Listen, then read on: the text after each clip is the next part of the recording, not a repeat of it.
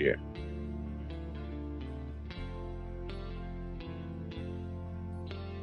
Tercera clase del módulo 2. Centro de Estudios de Espiritualidad Práctica Universal ATMUS. Evolución e involución en el árbol de la vida. Estamos dentro del módulo universalista.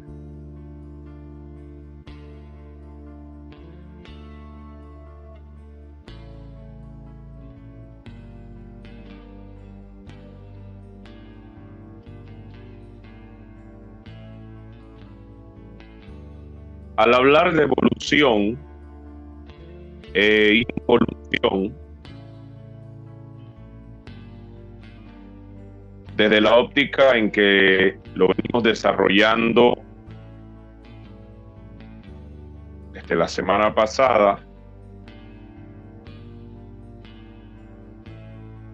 hay que entender que existen en el devenir del espíritu dos movimientos que siguen dos direcciones opuestas.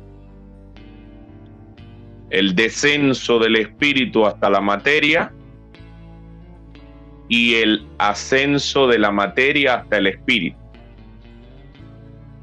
Ambos movimientos son igualmente importantes y de hecho ya habían sido reconocidos por Platón en su época, quien hablaba de la manifestación del uno en múltiples formas. También hablaba del movimiento ascendente que conduce a esas formas hasta su fuente, que sería en el pensamiento platónico lo que se llamaba el absoluto.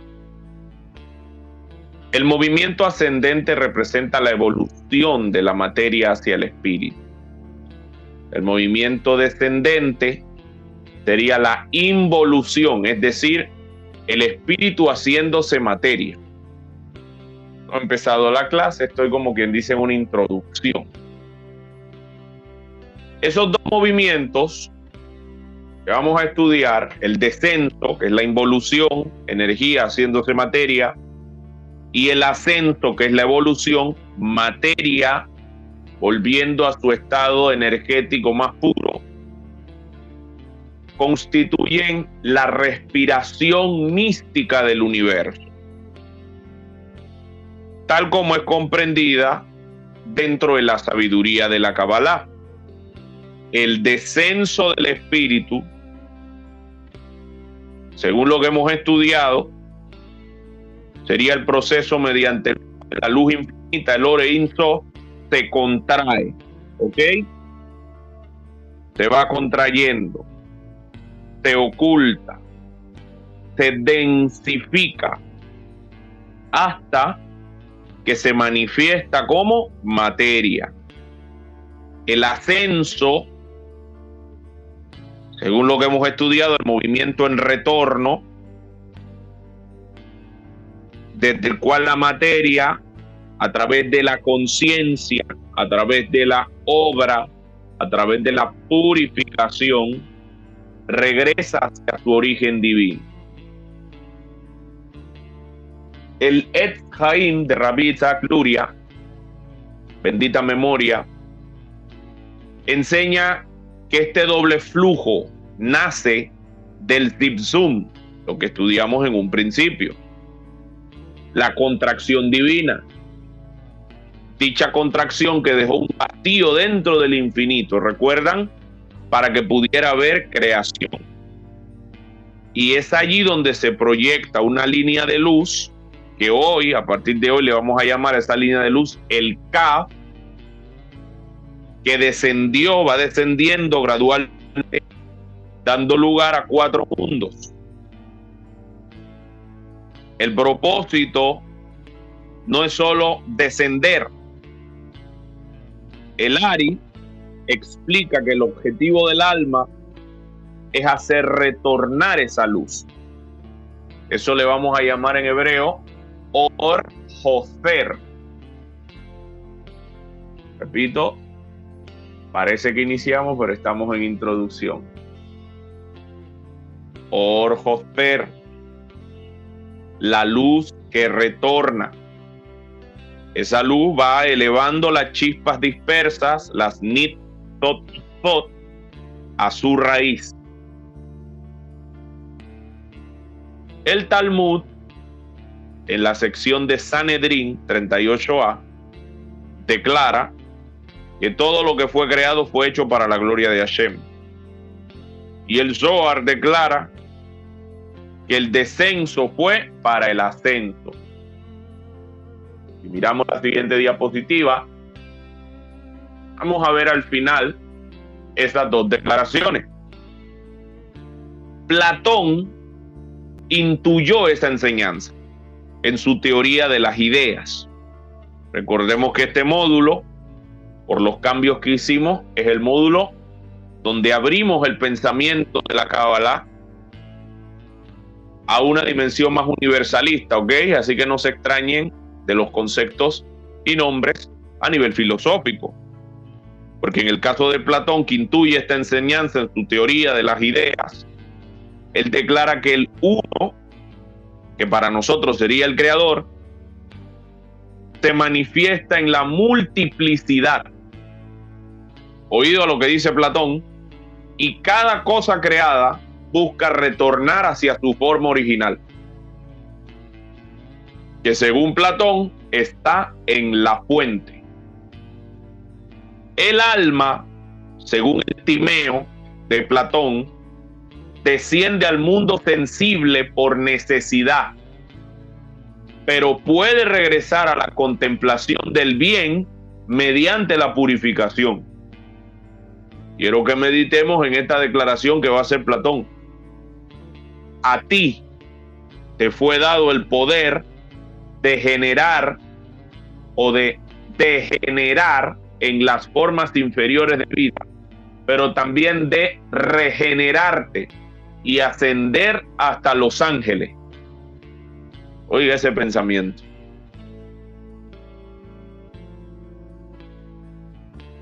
Hay dos textos del Bahir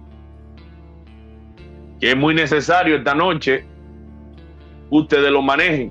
Yo que ustedes le tomaría captura y guardaría esa imagen.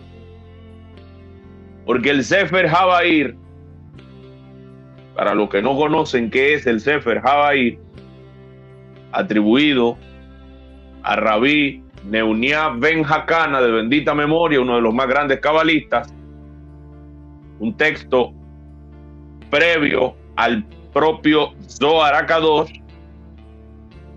Si recuerdan nuestra introducción al principio de este curso, hablamos de él. El Sefer HaBahir declara, Rabí Amorai dijo, ¿qué es la serpiente? Es el equilibrio entre izquierda y derecha. Atención, pues toda línea que crece sin oposición se convierte en mal. La serpiente se enrosca sobre sí misma para sostener el equilibrio del mundo. Estamos hablando del Sefer HaBahir, señores. Y sí, estamos hablando de la serpiente. En otra sección, el Bahir declara, Dios formó el mal, atención, formó el mal y lo puso como velo sobre el bien, para que quien supiera mirar más allá encontrara la luz oculta. Y es sobre estos dos textos del Bahir que trabajará este estudio de hoy. Porque como estudiantes de la Kabbalah es importante sostener un pensamiento dinámico, práctico, profundo, crítico, analítico. Hay que saber mirar los detalles. Sucede que si pensáramos desde la perspectiva de la cábala cristiana, Pico della Mirandola, declara que el hombre fue creado como un ser intermedio entre el cielo y la tierra. ¿Quién era Pico della Mirandola? Uno de los sabios creadores de la cábala cristiana.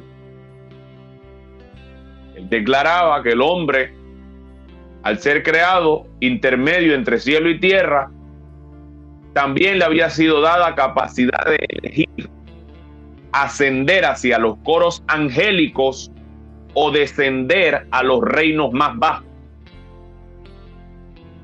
Eso es lo que está escrito en su discurso sobre la dignidad del hombre. ¿Qué es lo que está escrito en su discurso sobre la dignidad del hombre? Se los acabé de leer. A ti te fue dado el poder de degenerar en las formas inferiores de vida, pero también de regenerarte y ascender hasta los ángeles.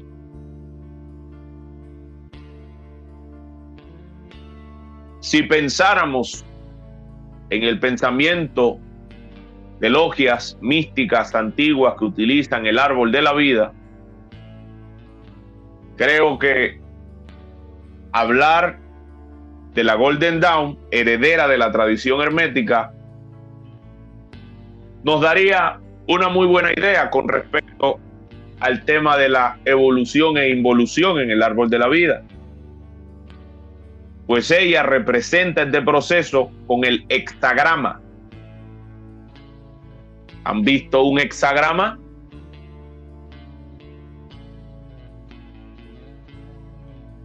Bien. El triángulo descendente, o sea, con la punta hacia abajo, representa la divinidad que baja, y el triángulo ascendente, el alma que asciende. Si usted nunca ha visto un hexagrama, no lo conoce por nombre, observe la pantalla, por favor. El cursor, te voy a dibujar uno.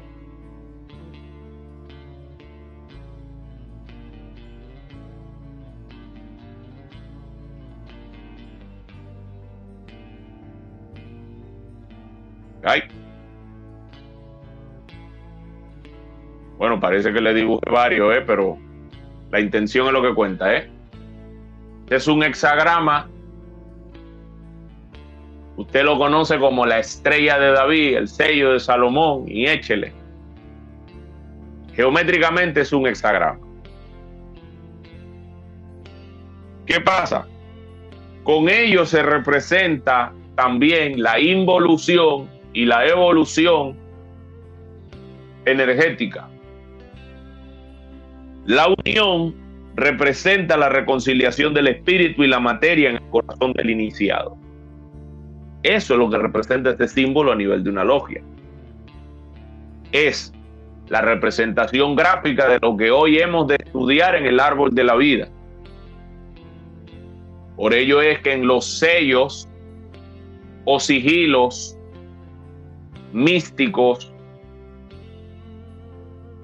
o en los símbolos de protección y demás, suele utilizarse como centro en el que se coloque la persona, el alma, el nombre o la energía que se busca convocar, porque también sirve como una rejilla protectora.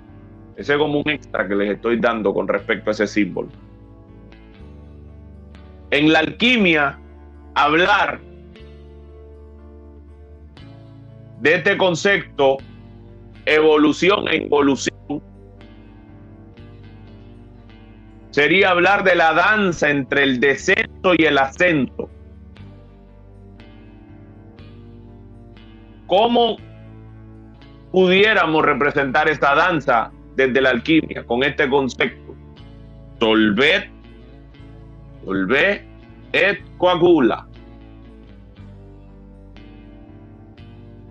Solvet et coagula. Ahí se lo escribí en el chat. Que sería disolver la forma para retornar a la esencia y luego cristalizar la conciencia en forma elevada. Desde la alquimia el descenso nunca será caída, sino preparación del terreno para que el alma pueda hacer su trabajo. Desde la alquimia, el ascenso nunca será evasión, sino redención. Así que en esta introducción, desde la Kabbalah judía, desde el platonismo, desde la Kabbalah cristiana, desde el hermetismo, desde la alquimia, hemos visto que evolución e involución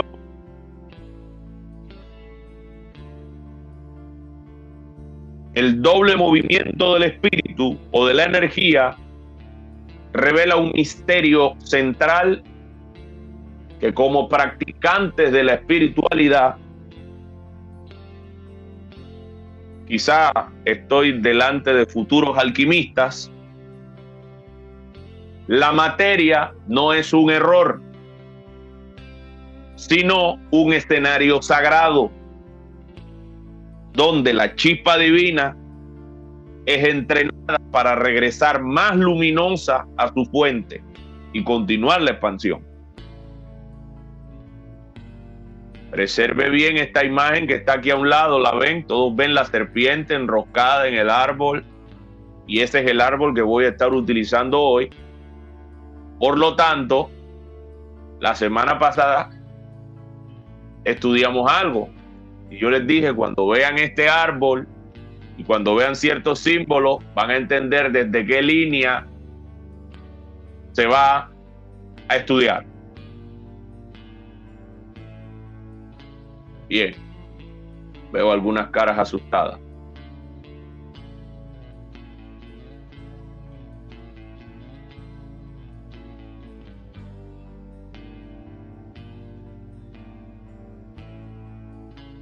Si nosotros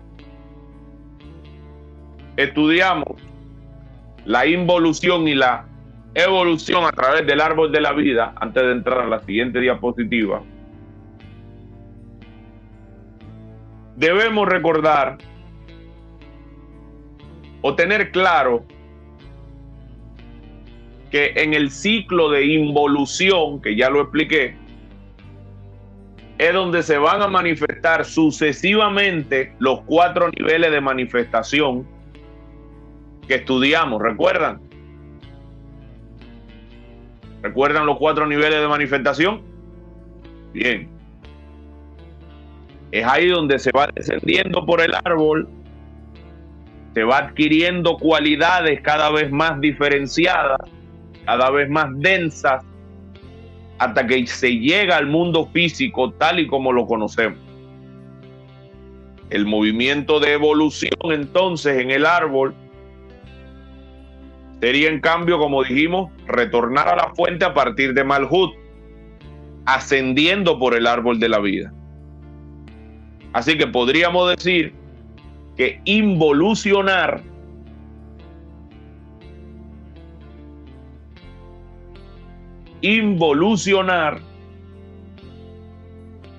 que es un concepto ligado a materializar, es sumergirse en un plano de manifestación en el mundo de Asiá, el mundo de la materia. Mientras que evolucionar, y esto es importante que lo entendamos,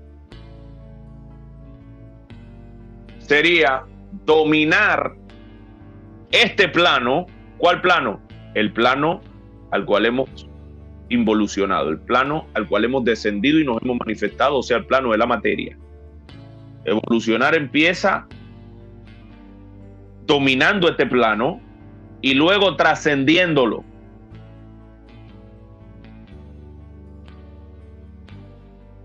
Esto nos plantea un gran reto, porque es aquí donde la idea comercial del despertar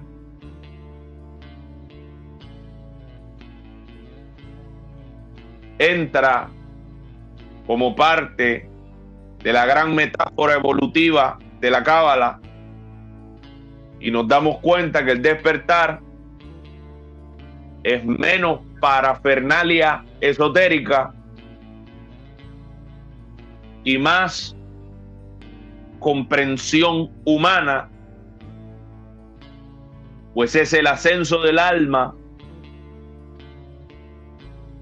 por el árbol de la vida, contribuyendo al Tikkun Olam, que sería el plan espiritual de evolución del mundo. ¿Cómo así? Los 4 niveles de manifestación que hemos estudiado, Atzilut, Briah, Yetzirah, Atziah, son reflejos del descenso del espíritu. Son reflejos del descenso de la energía.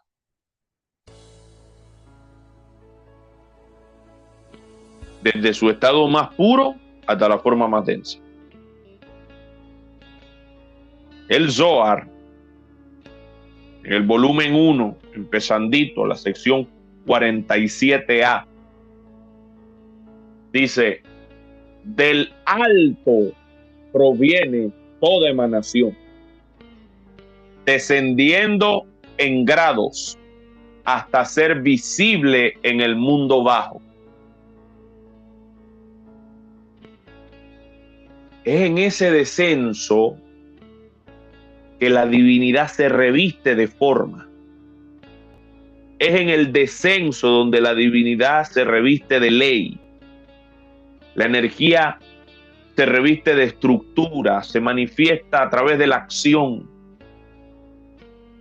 Sin embargo, en el ascenso, el alma que habita en Malhut tiene una labor muy importante. Y repito, aquí es donde la idea comercial del despertar empieza a desvanecerse. Porque ahora el alma que habita en Malhut debe redimir la materia, debe purificarla y tiene que retornar a la fuente a través de los mismos senderos por los cuales descendió.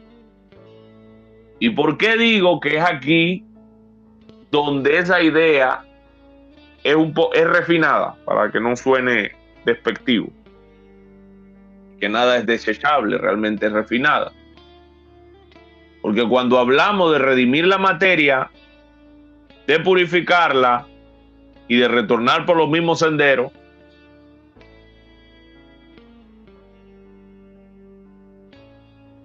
estaríamos hablando de la necesidad de un contacto directo con todo lo humano. Y el problema es que todo lo humano, desde el movimiento de Nueva Era, New Age, y su promoción del despertar, es presentado como algo de lo cual parece que hay que escapar y hay que quedarse levitando del otro lado. Entonces ahora los errores, las experiencias, parte del desarrollo humano, la sexualidad, los deseos, las pasiones, los conflictos, parece ser que hay que evitarlos. Pero la Kabbalah dice, cuidado, el alma que habita en Malhut tiene no que evitar la materia, tiene que redimirla.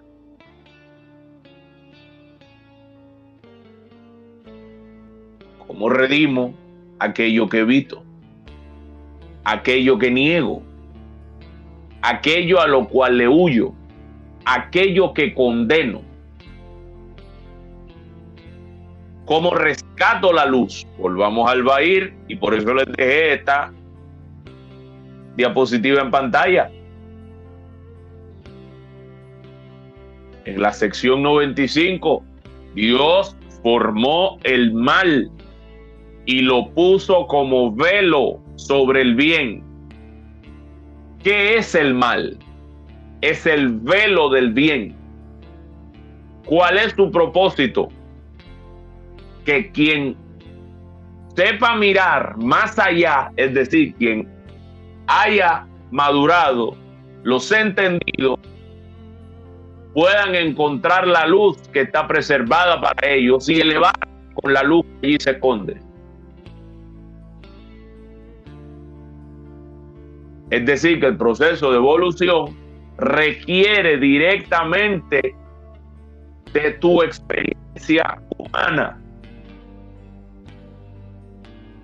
Por eso es que la sabiduría de la Kabbalah no es un conocimiento para alcanzar la iluminación, sino es el conocimiento del ocultamiento.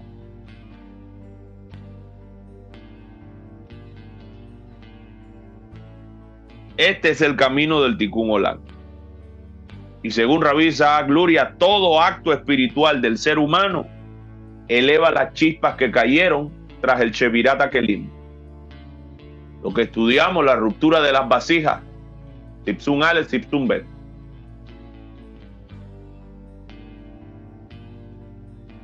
Lo interesante de esto es que si percibimos esto mismo, este mismo proceso, desde la Cábala cristiana, que hoy día el cristianismo rechaza y está bastante lejos de su origen y sentido místico. Fíjense que la idea de los místicos cristianos era vivir este proceso de redención del alma a través del arrepentimiento y la contemplación mística.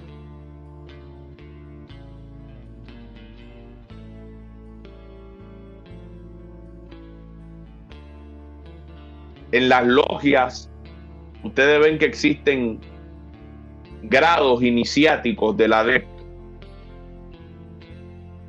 O sea, la logia masónica, sea una logia X, usted oye que hay grados, gran maestro, aprendiz, no sé qué.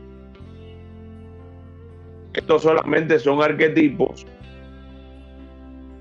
que van reflejando el ascenso del adepto a través del árbol de la vida, desde la tierra hasta el plano de lo sutil.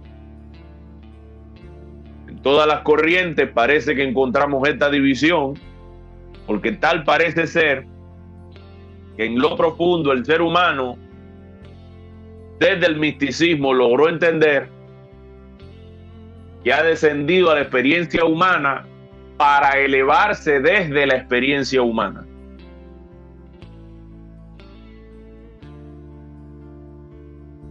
Por eso es que los místicos no parecen místicos, parecen seres humanos.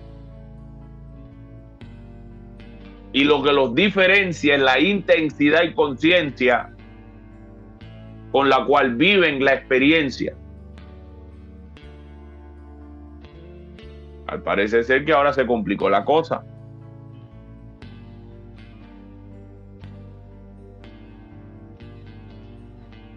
Para mayor entendimiento, hay algo que le vamos a llamar el rayo relampagueante, el Kaf.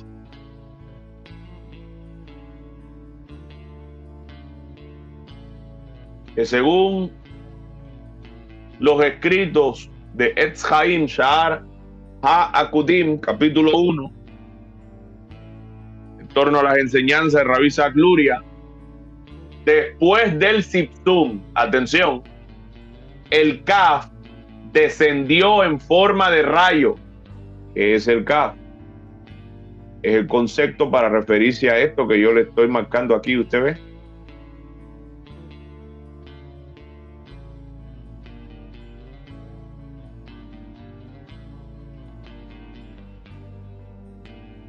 Descendió en forma de rayo. Pasó por cada sefirá según el orden de emanación, y donde tocaba, ahí se establecía una vasija. El rayo relampagueante o Kaf, que es como una espada de fuego, arquetípicamente, que recorre en zigzag el árbol hasta tomar tierra en Malhut, representa el descenso del poder o el movimiento de involución cuando buscamos materializar en la manifestación de la divinidad. de lo más sutil a lo más denso hasta llegar al plano material.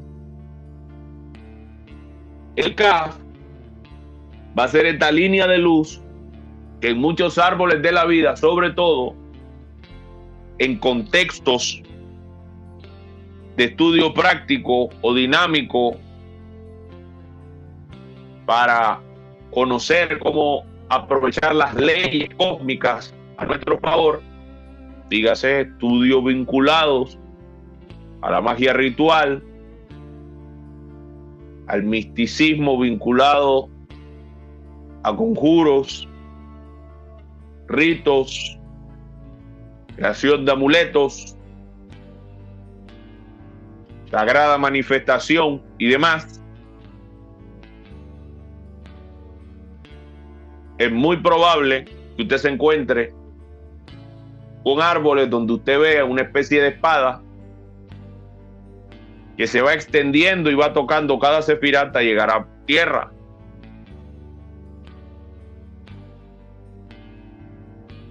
Este relámpago que va descendiendo cada sefirá en un patrón descendente representa la huella de la voluntad divina, manifestándose de forma organizada. Cada punto donde el rayo toca una sefirá constituye una cristalización de una cualidad divina. Ejemplo, entró por Keter, tocó esta sefirá, se cristaliza Jochma, la sabiduría. Toca la siguiente, se cristaliza Binah, el entendimiento. Siguiente, Tiferet, la belleza, y así sucesivamente. ¿De dónde emana este concepto utilizado por los grandes místicos, los cabalistas prácticos y demás sabios? Bereshit capítulo 3 verso 24 dice: y puso querubines al oriente del Edén y una espada flameante que gira en todas las direcciones. Según el Zohar, ese texto en hebreo alude al patrón del Kaf. En contextos más herméticos,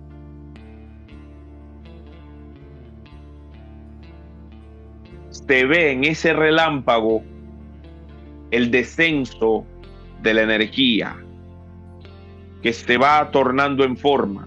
Es decir, se estudia para entender la alquimia de la creación.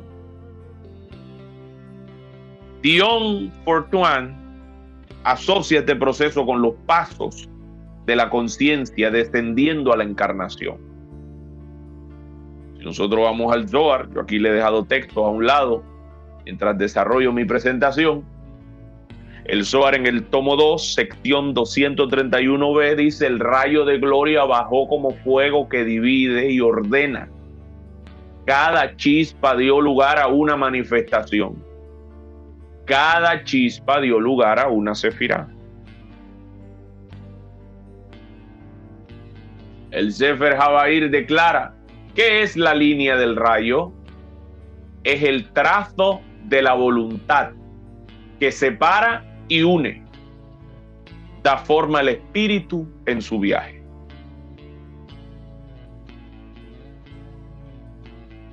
Recordemos que el árbol de la vida es un esquema arquetípico a través del cual pretendemos entender los movimientos de la energía.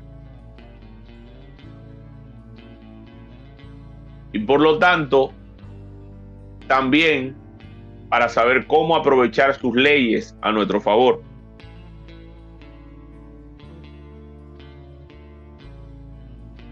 Eso hace que el estudio de la evolución e involución nos sirva para comprender la importancia de mantener los canales de flujo energético limpios, puesto que este mismo proceso se vive en nuestro cuerpo.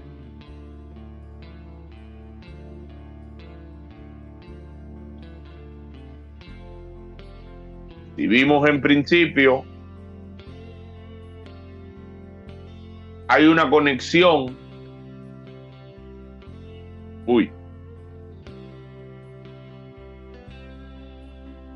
Entre este rayo,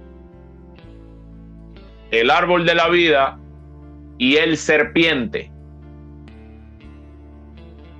Hay algunos árboles de la vida donde usted va a ver una serpiente enroscada.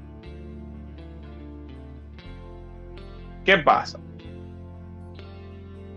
La serpiente que vamos a llamar, la serpiente que vemos en el árbol de la vida, que le vamos a llamar Nahustan, por ejemplo, déjenme poner una pausa.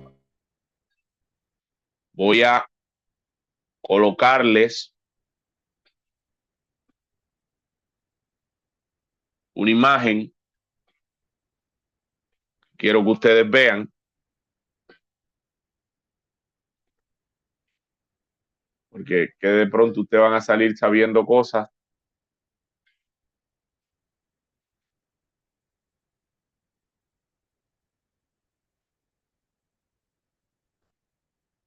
Ustedes tienen una cara de muy interesante.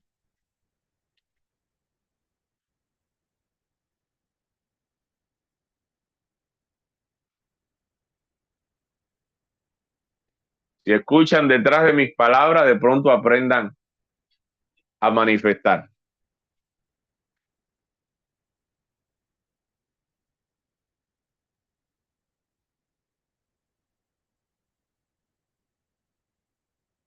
Cuando ustedes vayan a España, a la región de Safed,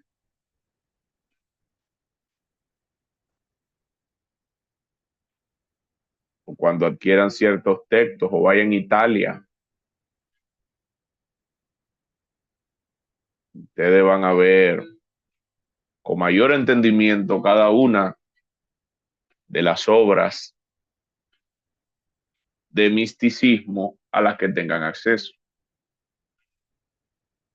Y probablemente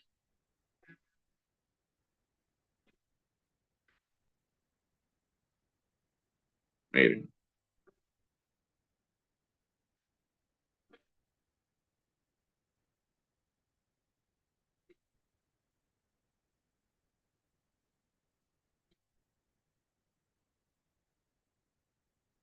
ven esta imagen. Ustedes ven el Kaf que va descendiendo. Este es un escaneo de un libro de cábala cristiana. ¿Ven los tres pilares que estudiamos?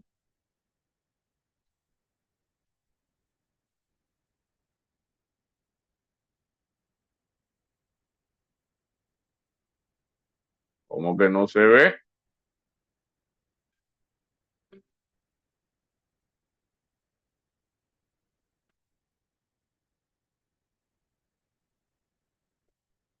Ahora sí lo ven. Ahí decimos como, señores, cuidado que están salados. Ahora sí. Ahora sí, sí, los vi a todito mover la cabeza de que ahora sí. Bien, este es un escaneo de una página de un libro de cábala cristiana. Mírenlo ahí. ¿Ustedes ven la serpiente ahí? Si notan, la cabeza de la serpiente está hacia arriba. Pero ven la espada. ¿Pueden diferenciarla? Va descendiendo. Esto que ven aquí son divisores de mundos, divisores de dimensiones. Esto ya ustedes no están estudiando magia, así que no puedo decirles ciertas cosas. Esto que ven aquí sí lo vamos a estudiar ahorita. Pero ven aquí la punta de la flecha. ¿Lo ven? ¿Ven los tres pilares? ¿Ven cómo va ascendiendo la serpiente en zigzag también? Pero la espada va descendiendo. ¿Ok? Bien, ténganlo allí. Voy a mostrarle ahora en un texto de Cábala. Cábala utilizada para magia. Bueno, hechicería más bien. Véanlo ahí. ¿Lo ven? ¿Ustedes han visto esas imágenes? A partir de hoy no le van a tener miedo. Bien, vamos a seguir la clase. Ahorita van a entender qué es lo que vieron. Y obviamente cómo lo pueden usar. Que la idea no es que sepan y no sepan, es que sepan.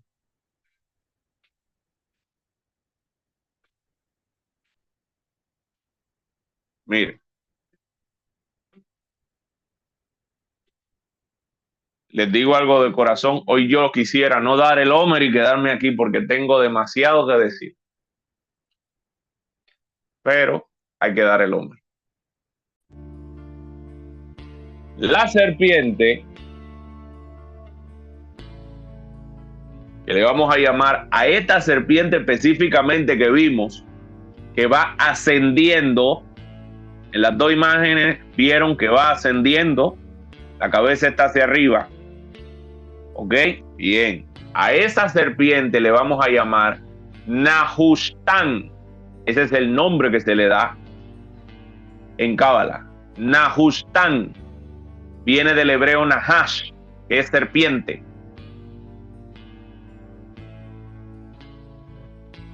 Si el rayo relampagueante nos estaba manifestando el movimiento de involución, el descenso, ¿lo ven? Va en descenso. Nahushtan, en el árbol de la vida, hace el movimiento inverso, el movimiento de evolución. Ella va recorriendo desde Malhut todos los senderos del árbol hasta llegar a Keter.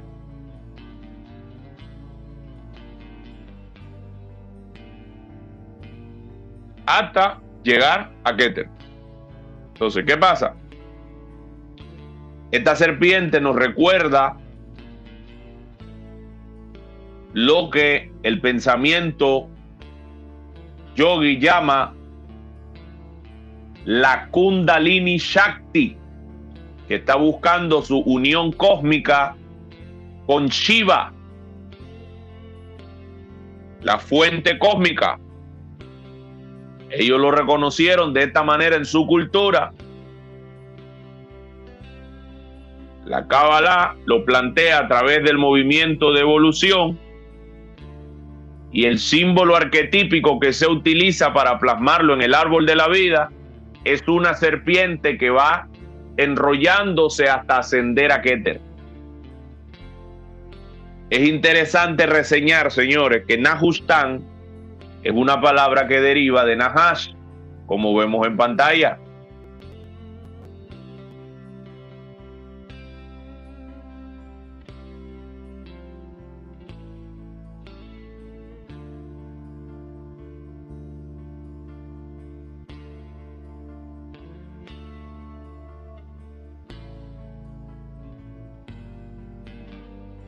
¿Pueden escucharme aún?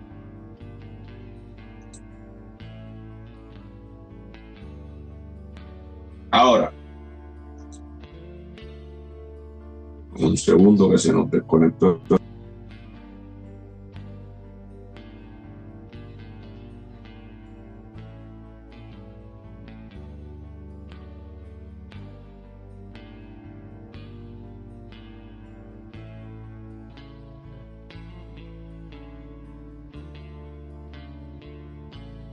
Bien.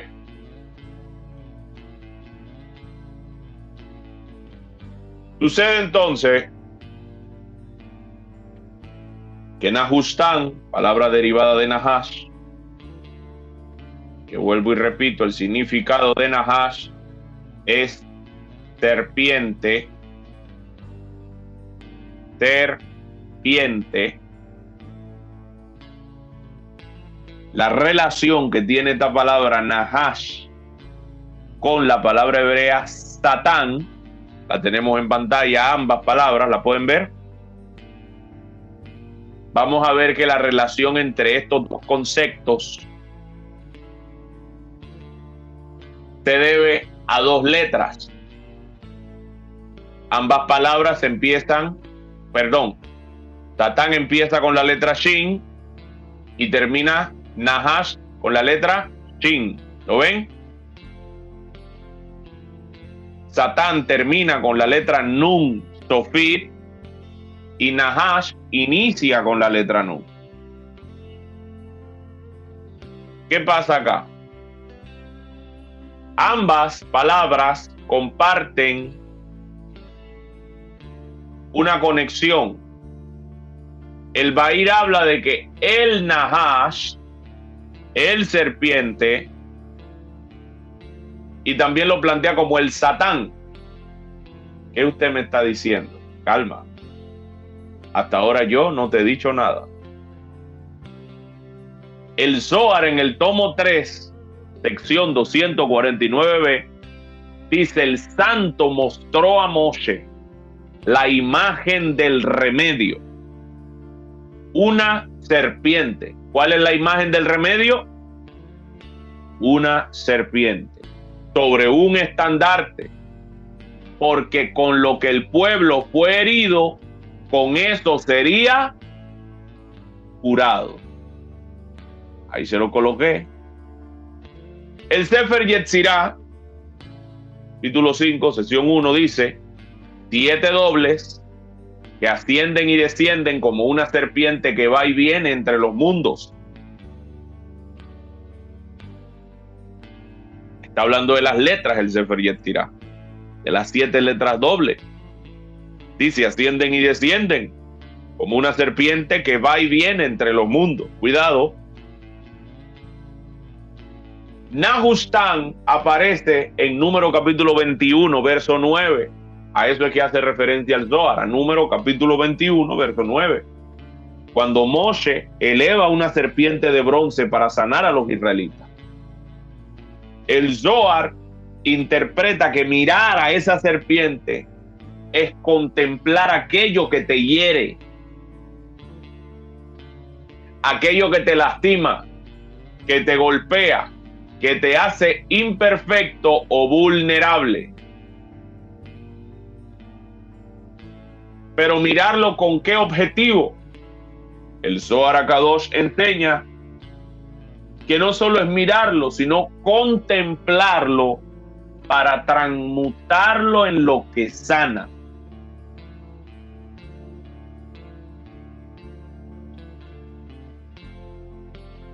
El trabajo de evolución a través del árbol de la vida, por consiguiente, no es evasivo, porque ahora ya no miramos al Satán como ese diablo sucio, perverso, esa inclinación al mal, es oscuro que hay que huir, sino que ahora le miramos como el Nahash.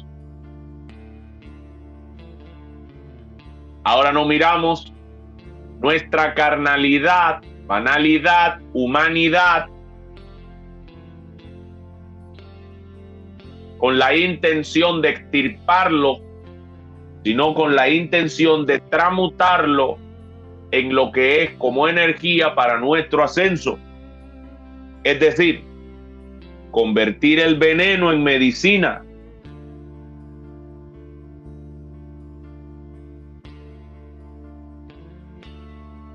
Tú te estás diciendo que el serpiente que estamos viendo en el árbol es el Satán. Efectivamente.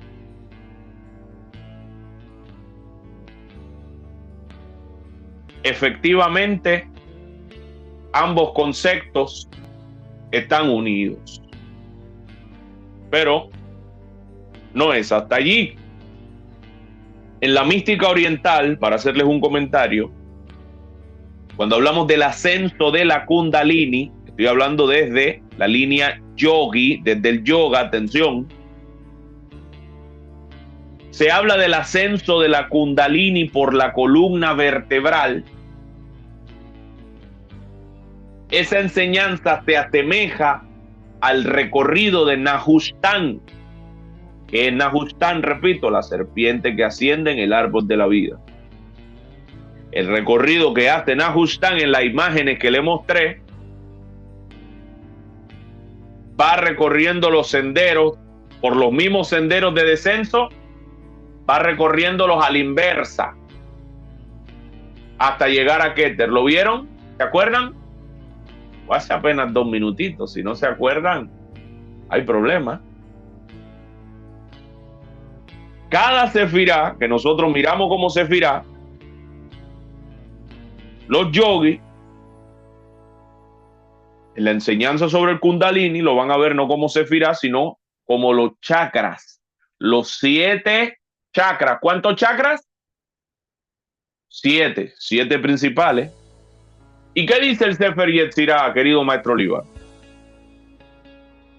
7 dobles, 7 letras dobles, que ascienden y descienden, como una serpiente que va y viene entre los mundos. Vamos. La serpiente no es maligna. En el estudio profundo de la sabiduría, de la Kabbalah, y sobre todo, cuando nosotros estamos abiertos a los saberes del Santo bendito sea, vamos a darnos cuenta que la serpiente no es un símbolo maligno. Es la energía vital que cuando la redimimos, es decir, tomamos conciencia de cómo opera, cómo se manifiesta, cómo se mueve, asciende hasta unirse con la corona.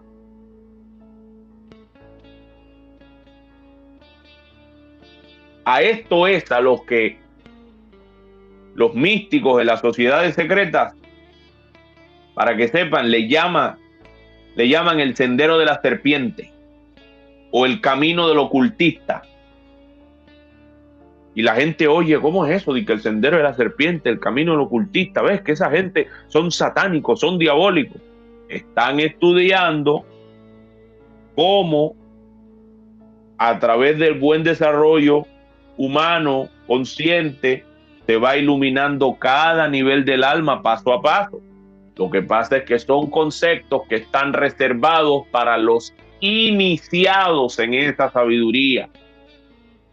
Es decir, los conceptos que estamos estudiando, estudiarlos con este grado de profundidad no es una cuestión pública. Y aunque pensamos que estamos siendo profundos en este momento, realmente solo estamos pasándole al frente al edificio. Porque se requiere adquirir mucho fundamento y experiencia de vida. Por eso es que existen ciertas reglas para pertenecer a ciertos grupos y sociedades de estudios secretos, como el haberse casado, fíjate que no te juzgan si estuviste preso, no te juzgan si te divorciaste, no te juzgan en cuanto a ningún tipo de creencia que tengas. Todo lo contrario, parece ser que mientras más experiencia de vida tengas, o mientras más profano, que es la palabra que se utiliza en estas sociedades, te veas, más fácil es recibir. ¿Por qué? Recordemos lo que dice el Sefer Habair. ¿Qué es el mal? El velo que cubre el bien. Estás frente al velo, ya entiendes el velo, has tenido experiencia con el velo, ahora puedes entender la sabiduría arquetípica para descubrir la luz que está oculta detrás del velo. Pero antes de que tuviera la experiencia, era imposible que lo comprendieras. Por eso es que hay reglas como la edad y demás. En otras palabras, el sendero espiritual no es para los santos arcángeles.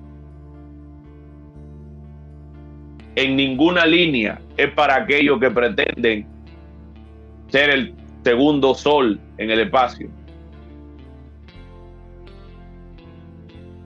En ninguna línea.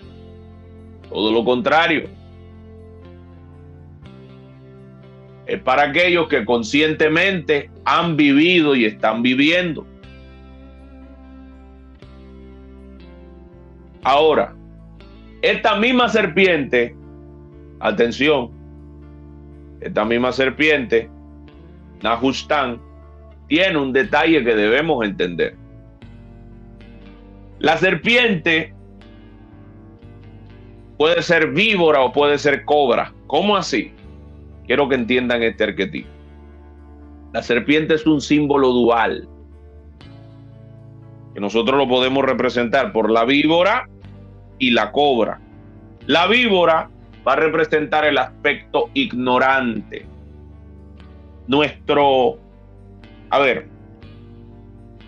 Es el arquetipo que usamos para referirnos a nuestro cerebro reptil, nuestro primitivo cerebro reptil, nuestra animalidad, la parte animal nuestra. La cobra, por el contrario, ya va a ver por qué en cierta cultura oriental es sagrada, la cobra representa, y como veíamos en los egipcios que mostraban en el Urios, la cobra representa nuestro impulso por elevarnos y ascender, por evolucionar. Incluso, señores, en la iconografía cristiana existe ese mismo aspecto dual de la serpiente en la Anfísbene, la serpiente de dos cabezas, una de las cuales, no sé si ustedes la han visto, muchas veces en la Iglesia Católica, una cabeza representa a Cristo, otra cabeza representa a Satanás. ¿Sí? Para que lo sepan. Vuelvan a ir al Vaticano, porque la primera vez que fueron no me llevaron y no apreciaron bien el asunto, porque no me quisieron llevar, y esto está quedando grabado para los estudiantes que vuelvan a futuro. Ustedes me pueden invitar, yo voy con ustedes. ¿Ok? Gracias. ¿Qué pasa? Curiosamente, hay algo aquí. Todos a pantalla, yo les recomiendo no escriban por un momento. Y vamos a entrar, en este punto. Y ya vieron que viene más.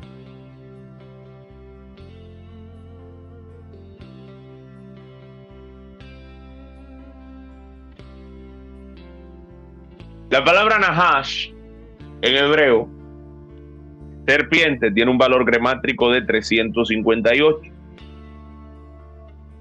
La palabra Mashiach, en hebreo, también. Es decir, comparten mismo valor gramático. Hay una relación entre estos dos conceptos.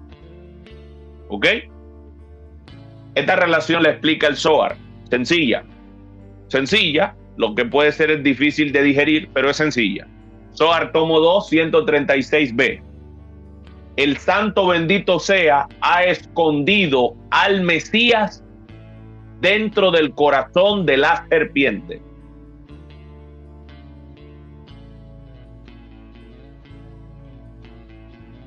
¿Qué está tratando de decir? Que el serpiente que nosotros leemos en el relato de Génesis, arquetípicamente representa y es el Mashiach, la conciencia mesiánica, el Mesías, etc. Y por eso es que en el misticismo cristiano se va a interpretar, en el gnosticismo, que esa serpiente era el Cristo. Pero también en la propia Cábala judía se entiende que el Nahash, miren que lo dice el Zohar, y ustedes saben que lo que hizo el cristianismo fue copiar. Entonces el Zohar explica, Nahash, Mashiach, lo mismo. En la serpiente se está revelando el Mesías. Entonces significa que lo que te va a redimir es exactamente lo mismo que te hizo caer. Por eso es que el místico, como bien ha dicho el doctor Mario Sabán una y otra vez, y me ha marcado mucho ese pensamiento, el místico vive una doble vida, porque tiene que vivir la vida que es agradable a los que le rodean por sus conceptos de moral, y tiene que vivir su vida donde sabe que lo que parece estar mal no está mal porque ya se reveló lo que lo puede ayudar a redimirse a sí mismo. Y por lo tanto ahora tiene conciencia de ello para trascenderlo. Anteriormente no tenía conciencia. Señores, al nosotros encontrarnos en un mundo de dualidad, todos los objetos tienen dos aspectos, ¿ok? Normalmente lo etiquetamos como bueno y malo. El aspecto de Satán, como serpiente que tienta a Eva a comer del árbol del conocimiento, no es malo por proponer ese fin realmente. Porque si vemos a Eva como el femenino interior, y el femenino es donde se siente el ego, estamos hablando del Ruach, y Nahash es Mashiach, y Mashiach es Nahash, estamos hablando que el conocimiento seduce nuestro ego con la intención de liberarnos de la ignorancia por medio de la experiencia, pero la experiencia incluye caída, así que la caída está preintencionada en el propio conocimiento que seduce a nuestro ego. En otras palabras, quisieras o no, tenías que caer, y pues lo lamento y lo siento mucho, pero ajá, ya, así es la vida. 1, 2, 3 segundos, lo digirieron, seguimos. Entonces, ¿qué pasa? Miren, no es malo por proponer ese fin, realmente, sino, ¿qué es lo que haría malo si hacemos el análisis bien? Lo que haría malo sería ignorar que antes de comer del fruto del árbol de la vida se requiere evolucionar, que es lo que Nahustan representa. Antes de obtener el conocimiento que en el árbol de la vida se encuentra en la Sefirá de Da'at, justo en el centro del abismo, justo en el tejón, lo primero que hay que hacer es elevarse. Pero cuando el femenino está distorsionado, disociado del masculino, porque como esta bajaba sola, es decir, nuestros actos disociados de nuestras emociones, de nuestros pensamientos, ¿qué pasa? Le corremos a todo lo que nos llega sin haber elevación. Y por ello, lo que nos llega no es malo, tiene un buen objetivo, pero al no estar preparado entramos en la experiencia sin preparación y nos toca adquirir doble experiencia en la experiencia. Entonces la historia de Habar, que típicamente representa este tránsito. Algo que quiero que sepan, que no sé si lo sabían, la Sefirá de Da'at, porque no hemos entrado en la parte angélica, ese es otro curso, pero para que sepan que en cada Sefirá del árbol de la vida hay un orden angélico. Y en el caso de la dimensión de Da'at, el orden angélico que conserva la esfera, que protege todo lo que hay en la dimensión de Da'at, se le llaman los Nahashim. En el país serían las serpientes, o los serpentarios, o los reptiles,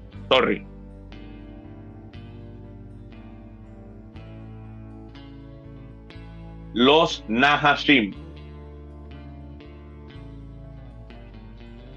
Interesados en participar del curso en genealogía,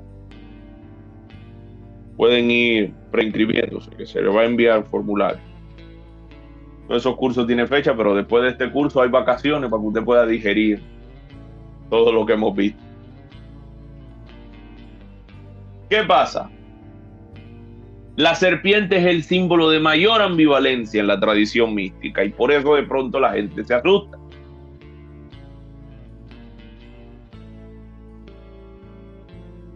La igualdad en la gematría nos indica que el instrumento de la caída también es el canal de redención.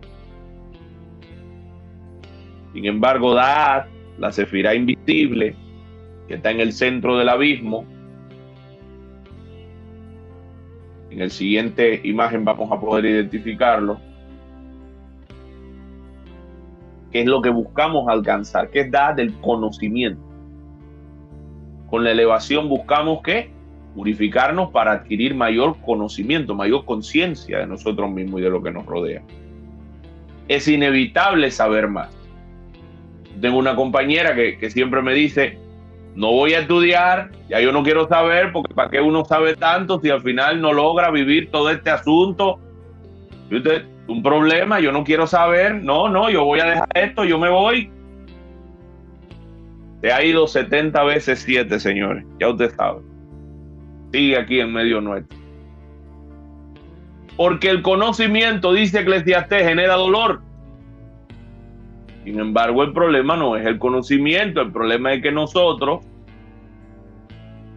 yo diría que intencionalmente no hemos sido preparados para recibir el conocimiento, sino que en la medida que lo vamos recibiendo es que nos vamos preparando. Y por ello es que es doloroso. Imagínese si Java hubiera caído primero y comido del árbol después. No pasa nada, ¿verdad? Pero come primero y después cae. ¿Por qué cae? Para asimilar lo que comió.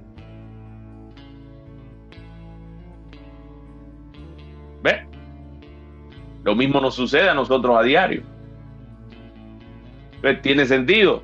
La compañera dice, no, vamos a dejar esto porque tanto que ya siento que no puedo ni siquiera volver, me decía, al cristianismo porque no sirvo para cristiano. No, ¿qué hago? Yo sigue. No hay otra opción.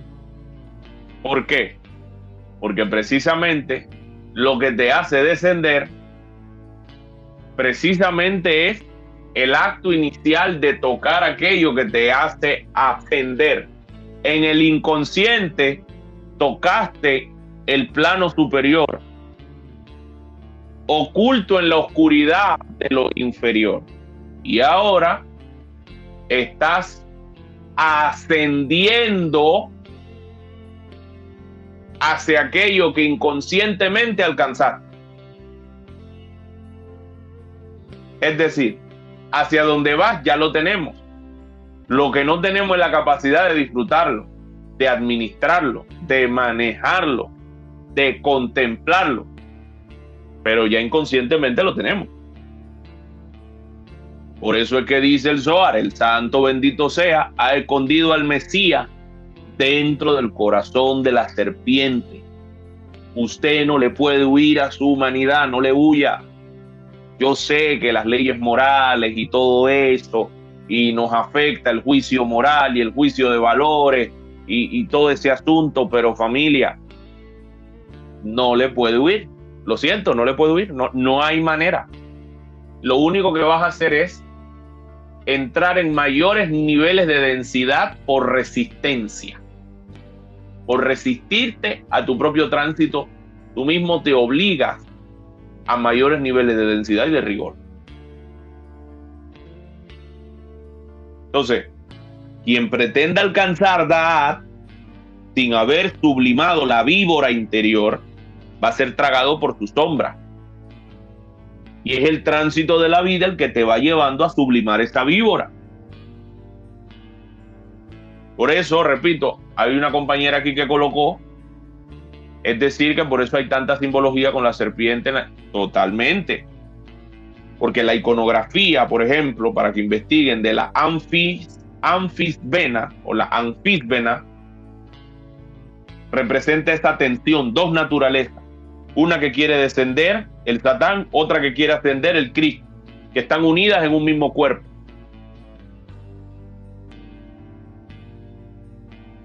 Unidas en un mismo cuerpo, dos naturalezas. Eso es el ser humano. El místico sabe que en su cuerpo están reunidas la víbora, pero también la cobra. El Cristo, pero también el Mesías.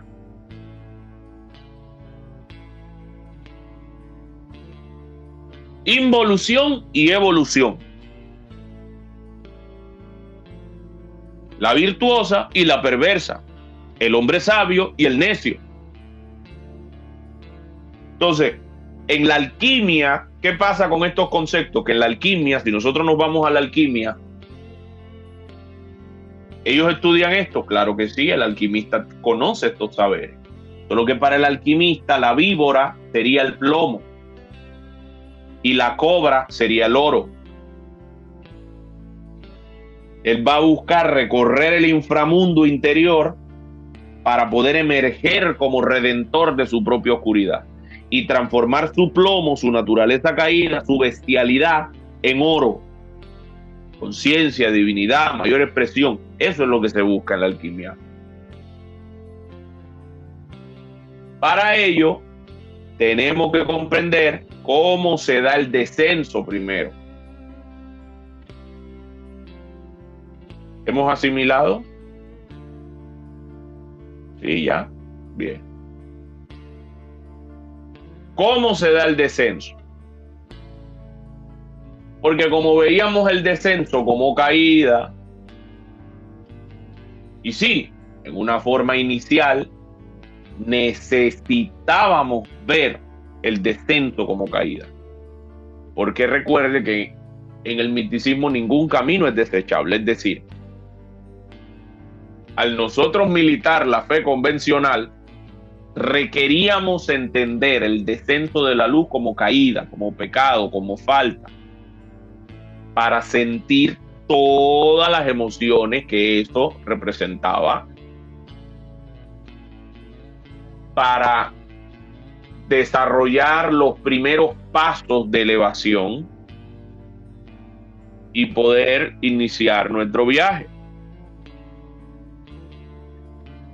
El descenso del rayo relampagueante que empieza en Keter, el Kaf, entra por Keter y automáticamente inicia por el sendero de la letra Shin, ¿sí? Que es el que está entre Keter y Jofma. Aquí ven el láser. Ese sendero allí lo marca la letra Shin. Shin representa fuego. Shin representa espíritu. Entonces ahí viene el zigzag, arranca el zigzag hasta que llega a Malhut. El recorrido que hace el rayo va marcando determinados senderos y van creando 3 triadas estructurales que la vamos a estudiar. Pero antes veamos que el Sefer Habair dice que la letra Shin, letra del fuego sagrado, o sea, la purificación, el fuego que purifica, y por ella fluye el espíritu que desciende para encender las lámparas del conocimiento. Escuche de nuevo. Fluye el espíritu que desciende para encender las lámparas del conocimiento. ¿Para qué se desciende? Y entonces, ¿cuál es la parte de nosotros que al descender se siente mal si el descenso es para encender las lámparas del conocimiento?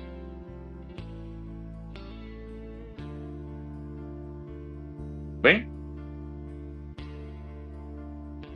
Etz Haim, Sha'ar HaSefirot declara, el Kaf desciende primero por Keter a través del sendero de Shin, abriendo los canales de cada triada. Es la espada de fuego que recorre el paraíso perdido. ¿A dónde estás descendiendo?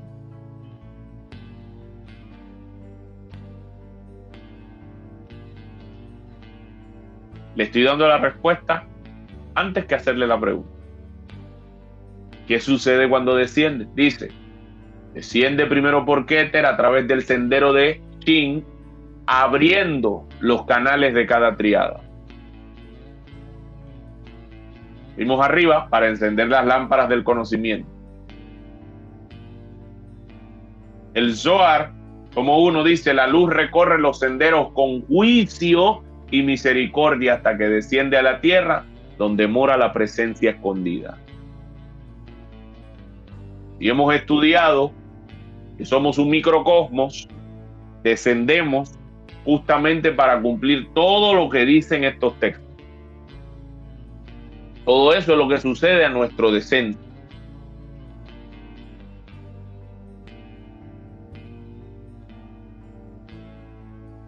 Pareciera que no es ningún paraíso, porque se nos genera cualquier tipo de sensación oscura al haber caído, entre comillas, pero realmente es un paraíso perdido.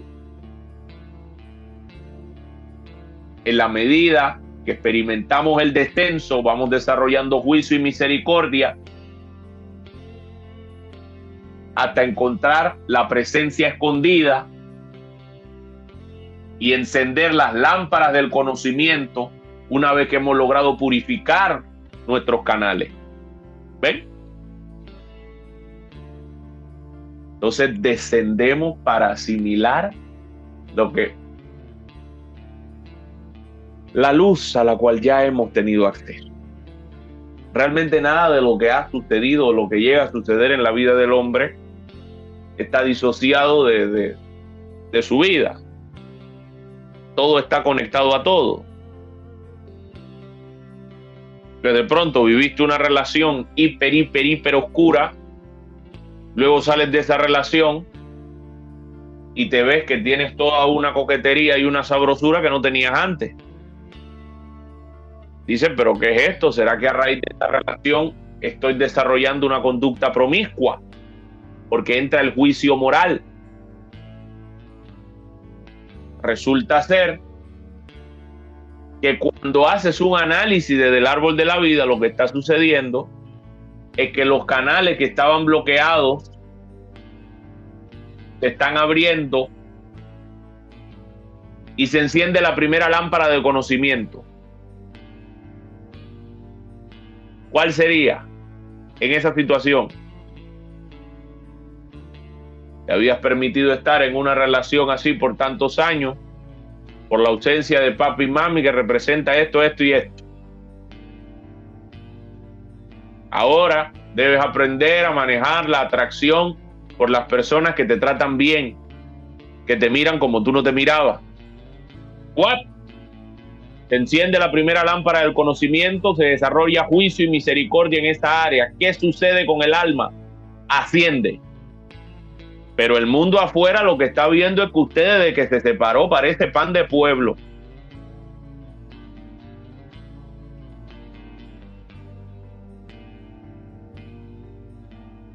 En ningún otro lado ustedes van a estudiar el árbol de la vida así, ¿ok? Ese es un plus. Y no pregúntenle al maestro Lío.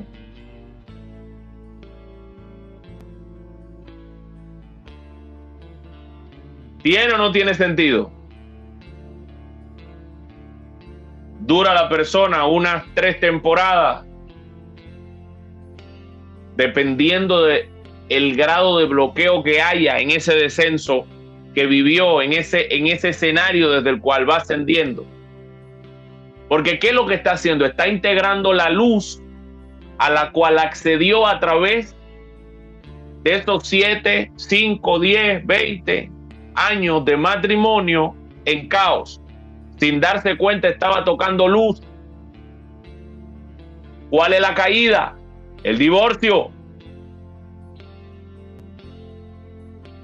¿Cuál es la caída? Entra en esa, entre comillas, promiscuidad. Algunos entran en una depresión.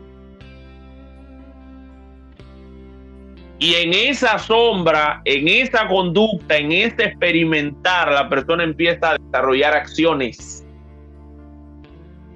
Y en esas acciones y experiencias empieza a encontrarse. No, ya se había encontrado.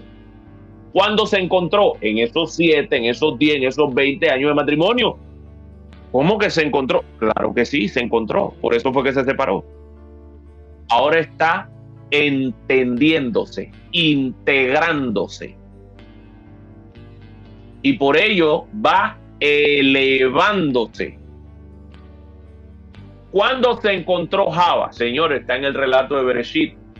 Lo he leído del Bahir hoy, lo he leído del Zohar hoy. No me están prestando atención, ¿eh? ¿Cuándo se encontró? Y se dieron cuenta que estaban desnudos. Gracias. Al instante. Comió sin estar listo, pero era necesario. Ahora cae para asimilar lo que se comió. Y una vez que lo va asimilando, ¿a dónde cayó? Va ascendiendo a donde debió estar desde el momento que lo comió. Por eso el místico vive, atención, una doble vida. El alumno que estudia Cábala vive una doble vida, pero no esa doble vida que entendemos del caos, del desorden, no. La gente está viendo una cosa, pero usted está viendo otra desde su tránsito. El conocimiento que hace no se ubica. Entonces ahora la persona viene y se da cuenta, empezó a estudiar, entiende la conducta que tiene. Y ahora que entiende la conducta que tiene, ¿qué pasa? Gradualmente va tomando dominio de la pasión, la energía que alimenta la conducta, y ahora elige, atención, cómo canaliza la energía para comprenderla. Entonces ahora ya dice, espérate, como empecé a estudiar y ya sé lo que está buscando hacer mi alma, ahora ya va regulando el aspecto promiscuo y empieza a decir, voy a empezar a salir, voy a empezar a leer, voy a empezar a ir al gimnasio. ¿Qué está haciendo? Está eligiendo cómo asimilar la energía.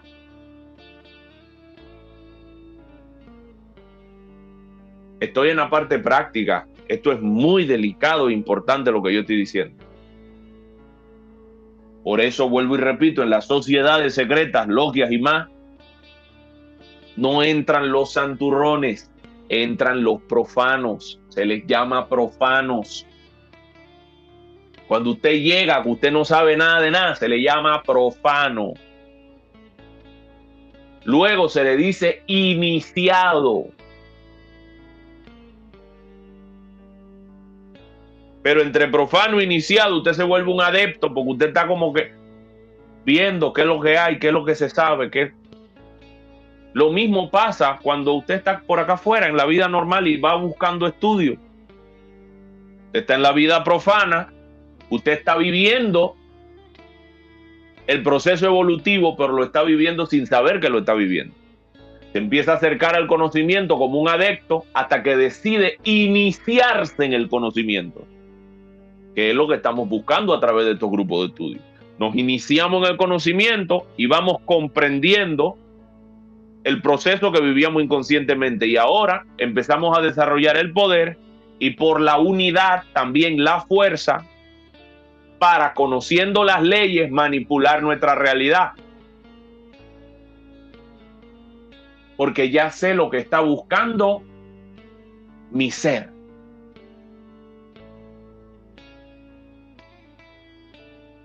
Ese es el zigzag del rayo. ¿Qué va haciendo el zigzag? ¿Qué representa este zigzag?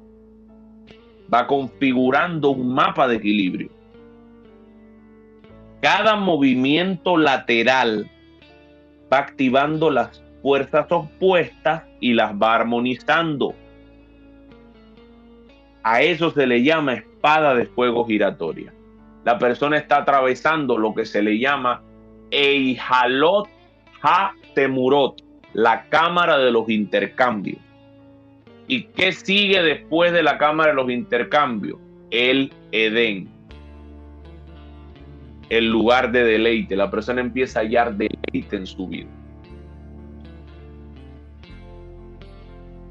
Porque lo que hace esa espada giratoria, esa Eihalot Ha-Temurot, ese Kaf, también es custodiar los secretos del árbol.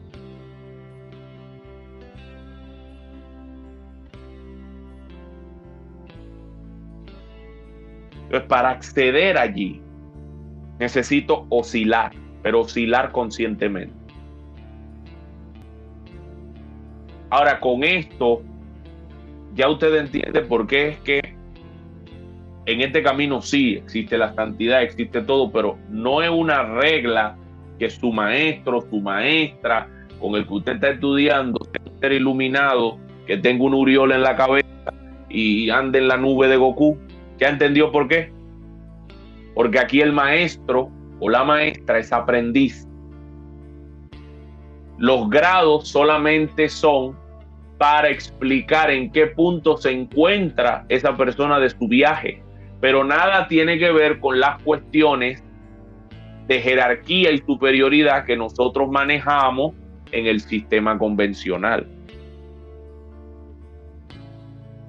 Es un alma igualito que tú, en el mismo viajecito que tú, nada más que tiene más tiempo trabajando, tiene más tiempo de ser iniciado, pero de ahí es igualito y es necesario que sea una persona que esté en su viaje para que pueda explicarte y que tú puedas entender tu tránsito, porque yo estoy seguro que ahora muchas cosas a ustedes le hacen sentido.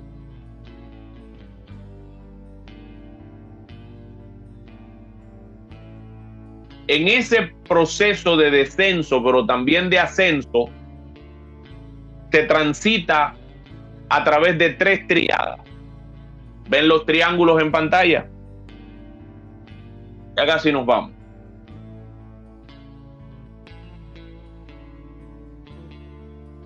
Estas triadas que vemos aquí a la derecha del texto están delimitadas por las 3 vigas del árbol, derecha, izquierda y central. Vemos los senderos horizontales que unen las sefirot externas, ahí los vemos. Estas triadas representan los niveles de integración entre sefirot. Cada triada va a marcar lo que es una dimensión del alma y una etapa del trabajo espiritual. Tenemos la primera triada, que es formada, creo que lo recuerdan, Keter, Ofma y Binah. ¿Ven? La primera triada. Se le llama la triada superior, la triada de las raíces. ¿Ok?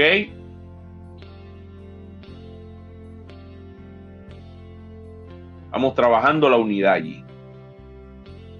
Luego tenemos la triada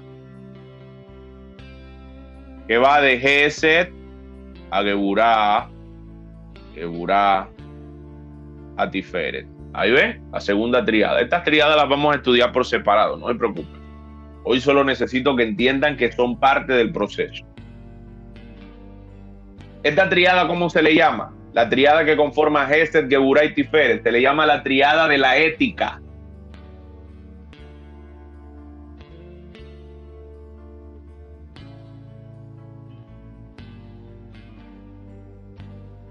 Y tenemos la triada que va de Nexac a Od, de Od a Yesod, de Yesod a Nexac.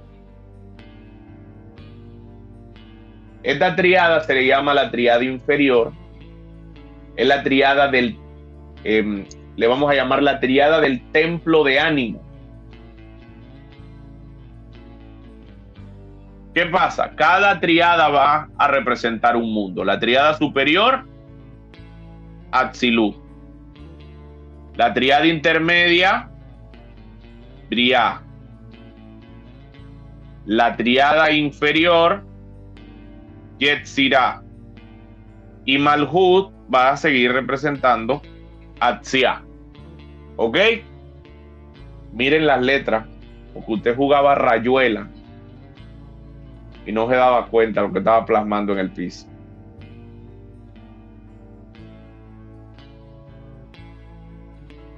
Entonces, el mundo de la acción, ¿verdad?, que corresponde a Malhut. Cada triada que las vamos a estudiar refleja una dimensión del alma y una etapa del trabajo espiritual. En la medida que va ascendiendo la serpiente, vamos trabajando una etapa, un aspecto del alma. ¿Ok? Y vamos comprendiendo al creador de una manera. Mientras estamos en Malhut, lo vamos a comprender como Adonai. Cuando estamos en la tríada inferior, que corresponde a Yetzirah, lo vamos a comprender como Elohim Sebaot. Cuando estamos en la tríada intermedia,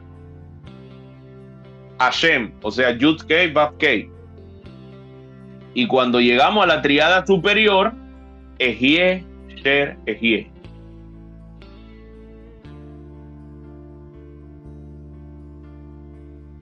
Eso tiene un sentido más práctico, claro que sí. Le estoy dando solo el aspecto conceptual, porque si recuerdan, yo les voy a volver a enviar el pensum, que lo reformamos, porque le dije que quemamos muchos temas antes de tiempo, entonces por eso tengo que avisarles la fecha en la que culminamos, si no me equivoco, 17 de julio, por ahí está el equipo que me confirme. El Zohar en el tomo 2, sección 234a, dice: hay 3 líneas en el árbol, derecha, izquierda y centro. Cada una da lugar a una triada. De ellas vienen los mundos: emanación, creación y formación. Etz Haim Sha'ar HaOlamot dice: cada triada refleja una dimensión del alma, del mundo y del nombre divino. Es lo que les acabo de explicar. Es a través de esta triada que va a suceder esto. Experiencia que va teniendo la persona. Miren, va ascendiendo. ¿Ven? Ascendiendo. Ascendiendo.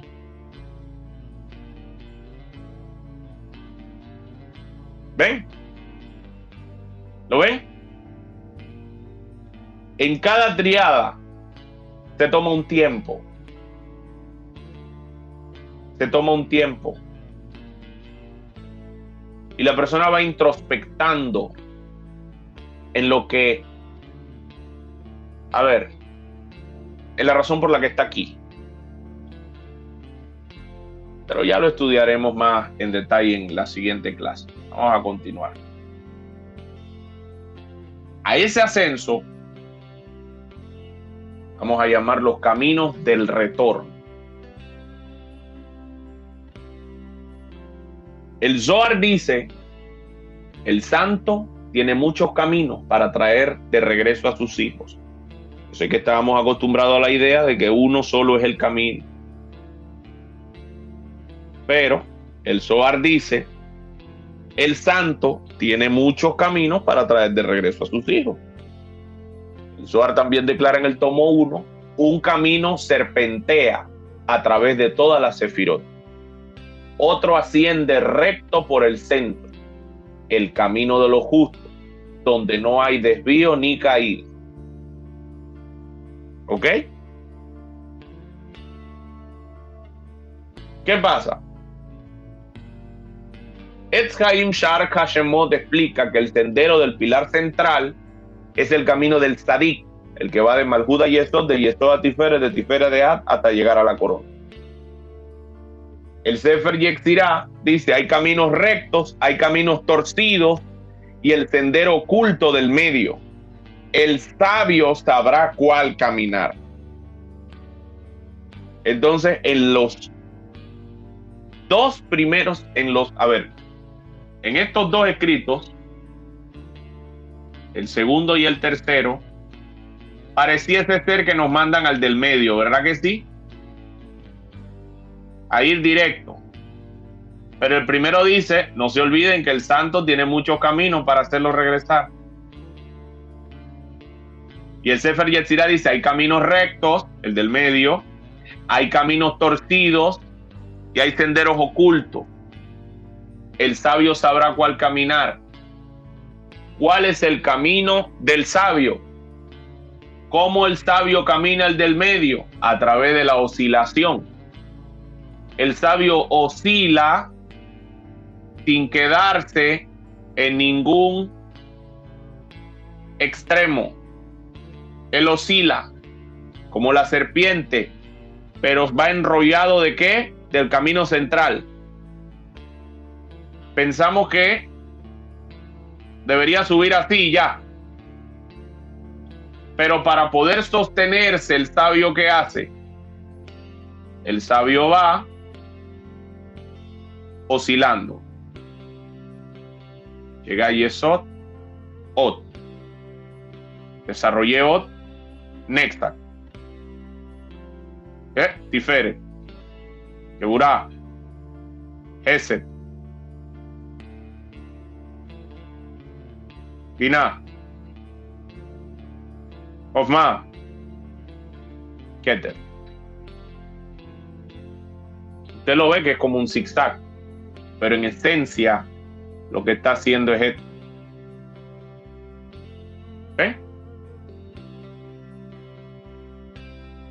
Mantener el balance. La evolución, que sería el retorno al origen, puede realizarse por dos caminos. El camino de la iniciación, que es el que sigue las espirales de la serpiente que les estoy mostrando, Nahushtan, que va ascendiendo hasta Keter y pasa por todas las sefirot y senderos del árbol. Ese es el camino de los ocultistas, de los místicos.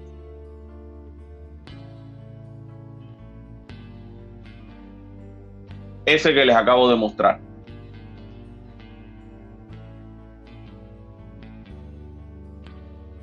El otro es el camino de la iluminación. ¿Cómo se llama el camino? El segundo camino, iluminación. También es llamado el sendero de la flecha. Va únicamente por el pilar central, no oscila. Cuidado, es peligroso, escúchenlo. De Malhut hasta Keter. Pasa por Yesod, por Tiferet y por Da. El sendero 21. El sendero 14. Y el sendero 2. ¿Tú ves? Cuidado. Ese camino es el camino del místico.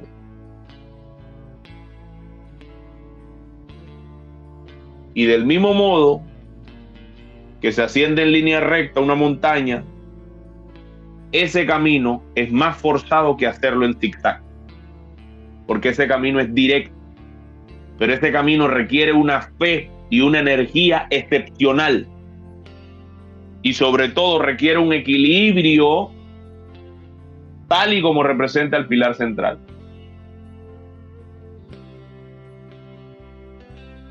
Los dos caminos representan dos tipos de alma.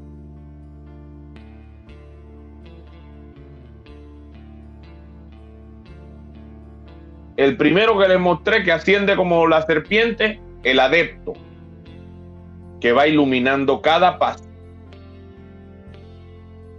¿Ok?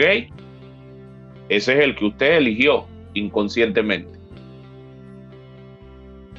Este que le estoy planteando representa el místico, ¿ok?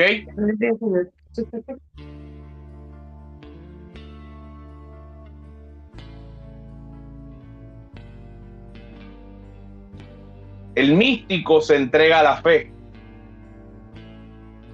¿Qué pasa? ¿Me están entendiendo la diferencia entre los dos caminos? El ocultista va iluminando cada paso. Este parece un pagano. Ya les dije, el mundo lo ve y dice, este de espiritual no tiene nada. El otro es el místico, va entregado a la fe.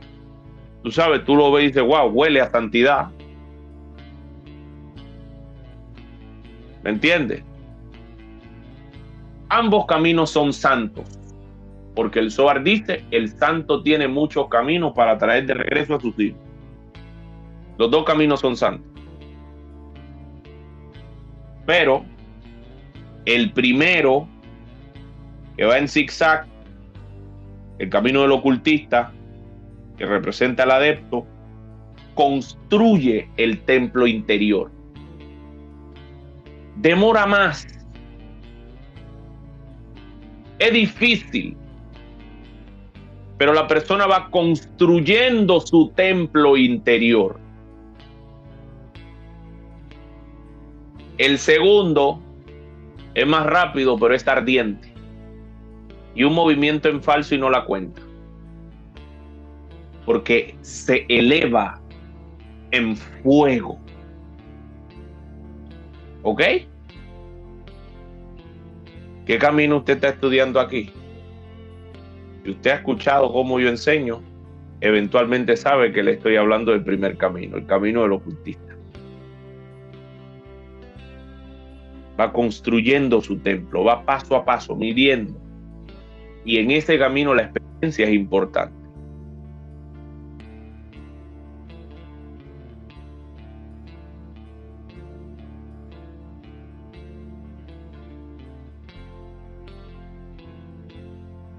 Sucede que nos vamos a tener que enfrentar en cualquiera de los dos caminos a lo que le llamamos las barreras del ascenso espiritual. ¿El ascenso espiritual tiene barreras? Claro que sí. Son internas. El Zohar, tomo 2, dice, entre el mundo de abajo, atención, todo esto, mundo de abajo, y el mundo de arriba, hay una barrera. Quien no ha purificado su alma no puede cruzar. Esa barrera se llama el abismo, lo dice el Zohar. ¿Y cuál es? Es aquí, véala ahí. ¿Te ven? ¿Se acuerdan? El tejón. Vamos a poner aquí una T de tejón. Lo dice el Zohar, maestro Oliva. El que no ha purificado su alma no la va a poder cruzar. Ahora entienden por qué recomiendo el camino del ocultista. Porque de pronto en el sendero del medio usted va recto y usted, segurito por pura fe, pero de pronto cuando llega al tejón,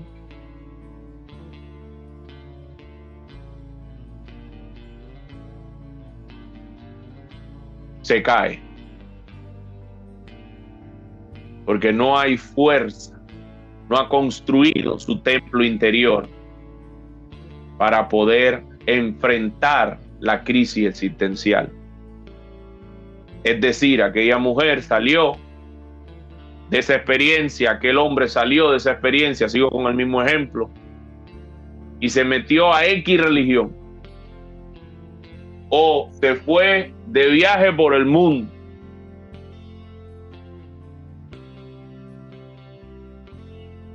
Está buscando superar lo vivido. Pero cuando llega a la siguiente relación, se tiene que enfrentar al tejón. Contuvo todas esas pasiones internas, las evadió. Esa sí no se metió con nadie, no nada, lo evadió. Cuando llega el siguiente vínculo,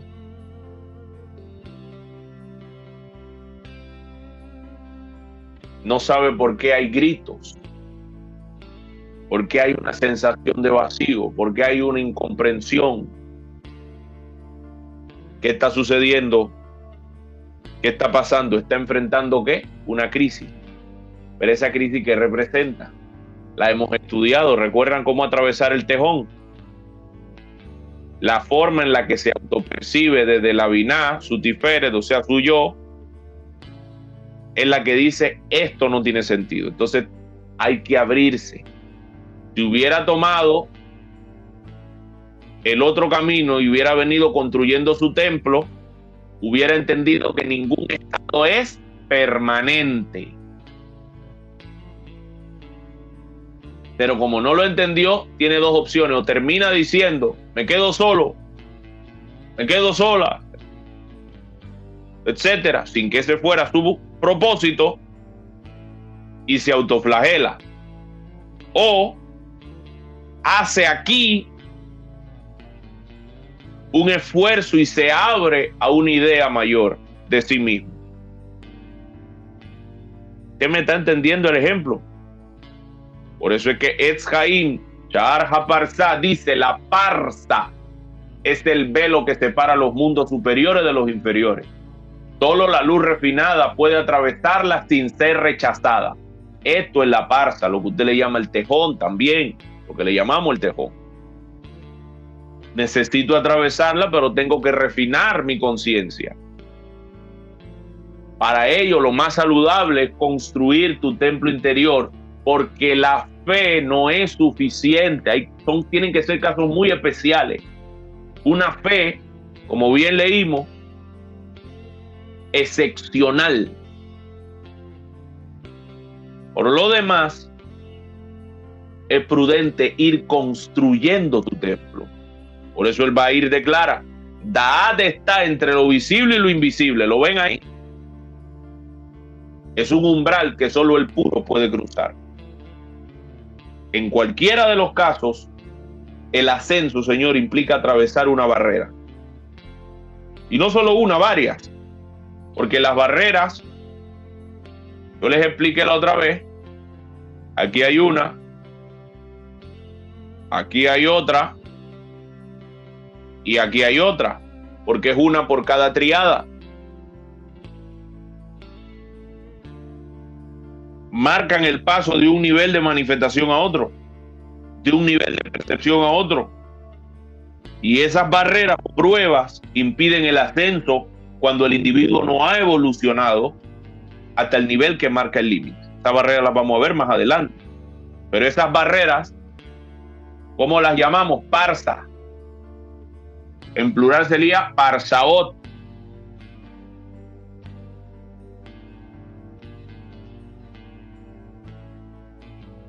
Los velos.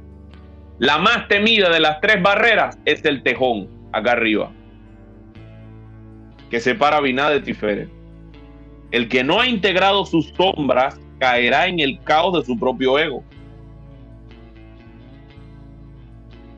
¿Sabe cómo le llaman en las logias? La prueba del guardián del umbral. Solo el alma rendida puede cruzar. Pero en cada barrera hay prueba. Por eso es que el místico, el que estudia Kabbalah, ¿qué camino usted creen que toma? ¿Qué forma de ascenso usted creen que toma? La del ocultista. ¿Ya entendieron por qué les dije la Kabbalah no es un sistema de iluminación, sino de ocultamiento? Y eso es lo que utiliza para ascender. Por eso trabaja con tu humanidad, no disociado ni separado de ella. Hasta aquí llegamos con este estudio. El día de hoy. Sin embargo, antes de entrar al tiempo de preguntas, sepan y recuerden lo que dice el Bahir. Dios formó el mal y lo puso como velo sobre el bien, para que quien supiera mirar más allá encontrara la luz. Encontrara la luz.